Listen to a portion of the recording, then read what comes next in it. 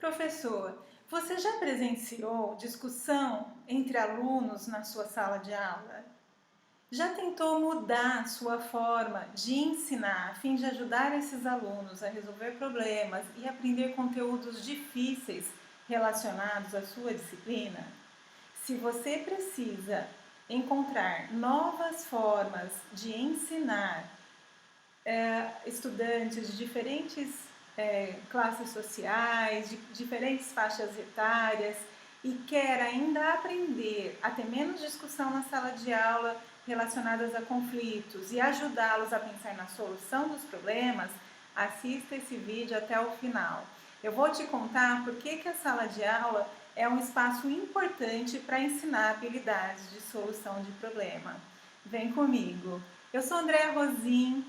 Para quem está chegando agora no canal e ainda não me conhece, eu sou psicóloga, pedagoga, PhD em Neurociência e Ciências do Comportamento e fundadora do Instituto Ser Educativo, que é esse espaço que eu produzi para você, que é educador, que é professor, coordenador pedagógico, diretor e que busca um conhecimento atualizado e científico na área de habilidades e competências socioemocionais.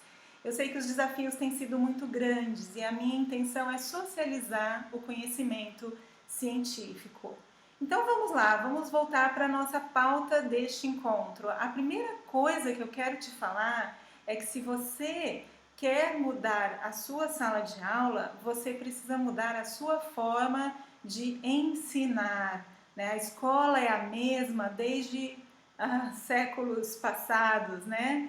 A gente diz que o perfil dos alunos mudaram, a dinâmica da forma de aprender também mudou. Agora, com essa situação da pandemia, do isolamento social, ficou muito mais claro para a gente a necessidade de transformar a escola, né? Tudo está mudando muito rapidamente, não é à toa que a gente vê o discurso de que vivemos um mundo VUCA, né? Um mundo volátil, de rápidas mudanças, tudo muito instável, e a gente precisa exercitar essa mudança também dentro da nossa sala de aula.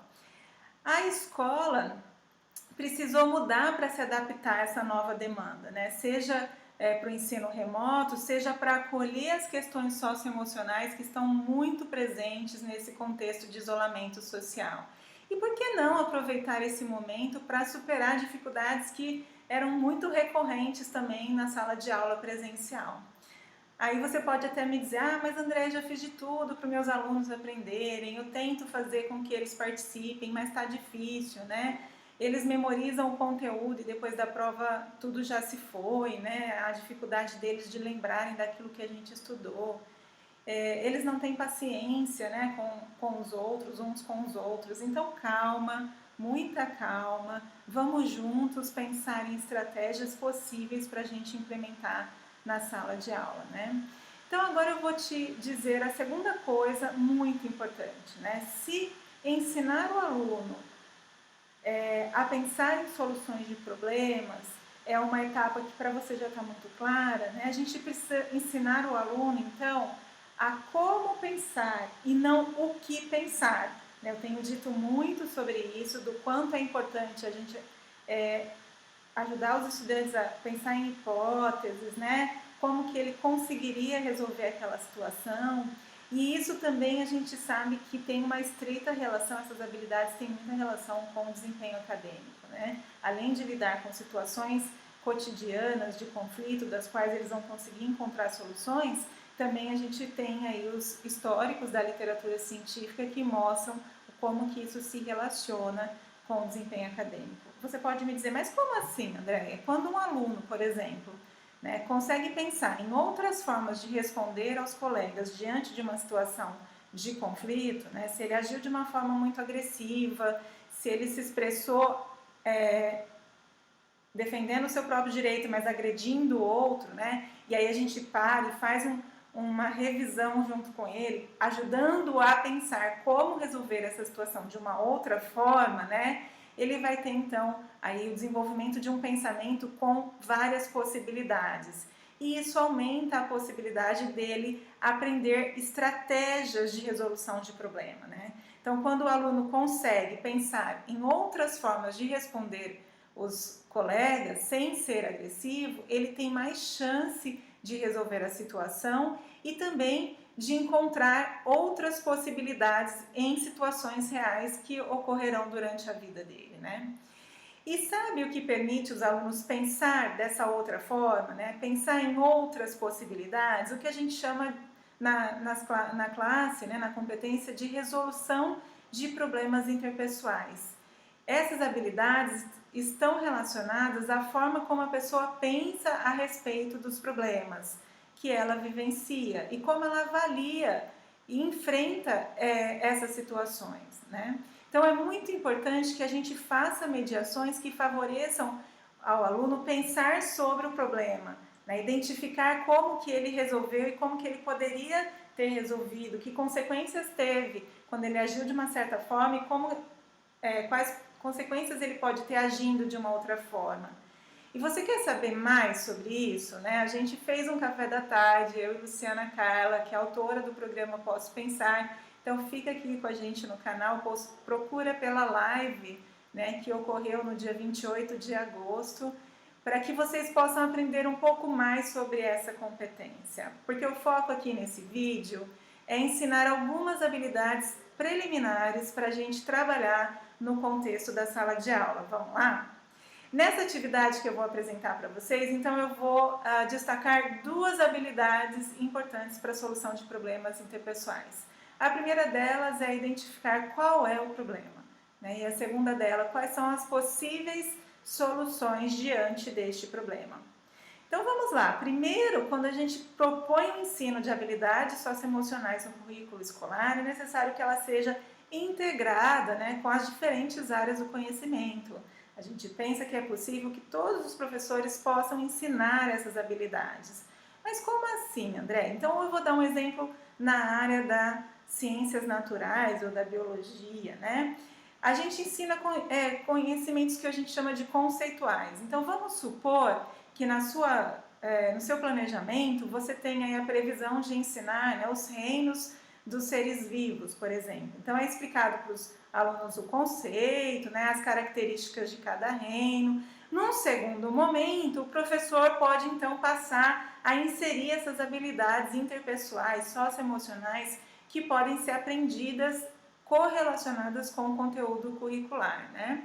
E como que a gente pode fazer isso? Então vamos supor que você distribuiu lá a turma em vários grupos, né? Deu a eles atividades relacionadas a essa questão conceitual, então cada grupo pode ficar responsável por um reino, por descobrir quais são os animais, quais são os vegetais e o que define cada um desses reinos, né?